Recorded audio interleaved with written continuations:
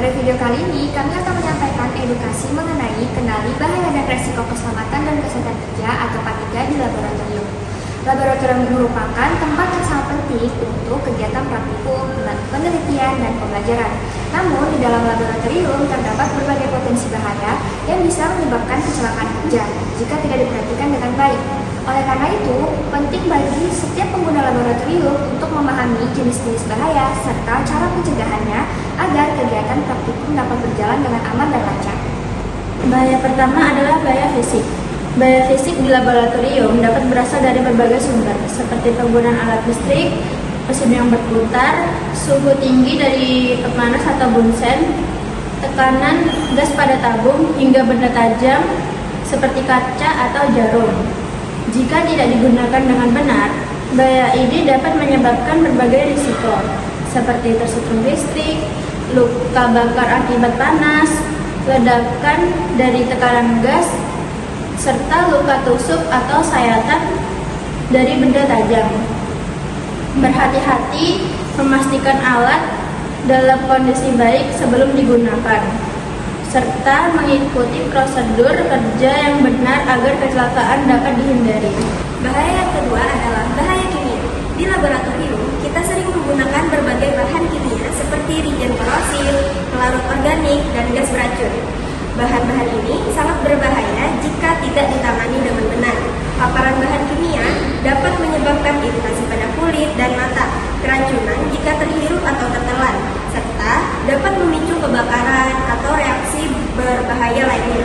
Oleh karena itu, sangat penting untuk membaca label bahan kimia, menggunakan sesuai prosedur, serta selalu memakai alat pelindung diri seperti sarung tangan dan kacamata pelindung. Bahaya yang ketiga adalah bahaya biologi. Bahaya ini berasal dari mikroorganisme patogen seperti bakteri, virus, sampel darah, serta limbah biologis yang digunakan dalam praktikum. Resiko yang dapat terjadi adalah infeksi, penularan penyakit, serta kontaminasi silang antara sampel dan lingkungan kerja.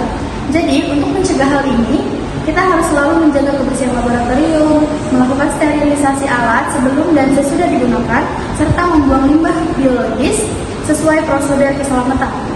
Bahaya yang keempat yaitu bahaya ergonomi. Bahaya ini berkaitan dengan cara kita bekerja di laboratorium, seperti posisi tubuh yang tidak sesuai saat praktikum, gerakan yang dilakukan secara berulang-ulang, serta penggunaan alat yang terlalu berat. Jika dibiarkan, hal ini dapat menyebabkan nyeri otot, cedera pada punggung, leher, dan bahu, serta menurunkan konsentrasi saat bekerja. Oleh karena itu, penting untuk menjaga postur tubuh yang benar, mengambil jeda istirahat jika diperlukan, serta menggunakan alat bantu jika beban terlalu berat. Bahaya kelima adalah psikologis. Selain bahaya fisik dan kimia, laboratorium juga dapat menimbulkan tekanan secara mental.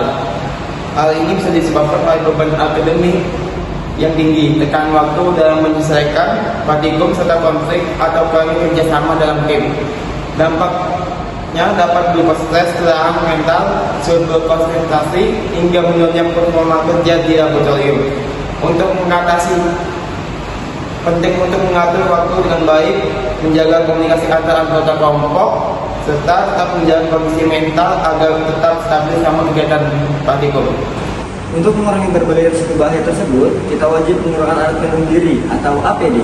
APD yang harus digunakan antara lain yaitu sarung tangan untuk melindungi tangan, kacamata pelindung untuk mata, masker atau respirator untuk pernapasan, jas laboratorium sebagai pelindung tubuh, dan yang terakhir pelindung telinga untuk kebisingan, serta helm keselamatan jika diperlukan. Selain itu, ada beberapa hal penting yang harus dilakukan, yaitu memeriksa alat sebelum digunakan, menjaga kebersihan area kerja, tidak bercanda di laboratorium, serta melaporkan jika terjadi insiden atau kecelakaan. Karena dalam K3, prinsip yang paling penting yaitu keselamatan adalah prioritas utama.